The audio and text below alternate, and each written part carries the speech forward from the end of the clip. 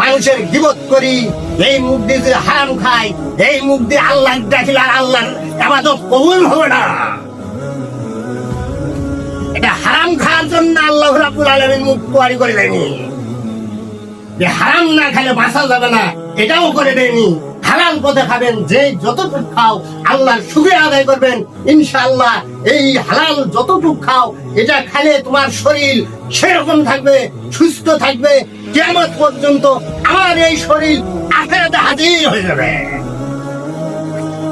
কিন্তু এই শরীর, এই দেহা অবৈধ খাবো, জুলুম করবো, এই দেহা এই দুনিয়াতে বসে পিঁপড়া খাবে, সাপে খাবে, গর্জন মারবে, মাটিয়ে চাপ দিবে, বিভিন্ন রকমের সমস্যা দিয়ে তছনছ করে দিবে। আল্লাহ সৃষ্টি করছে, আল্লাহর হুকুম মানবো না। আল্লাহ সৃষ্টি করছে এত সুন্দর করে, এত সুন্দর বিধান দিছে, আমরা মানবো না। আমরা যাতাই করে বেড়াবো, আমার মা নিয়ে ঘুরবো, আমার বোন নিয়ে ঘুরবো, এটা নিয়ে ঘুরবো, ওটা নিয়ে ঘুরবো।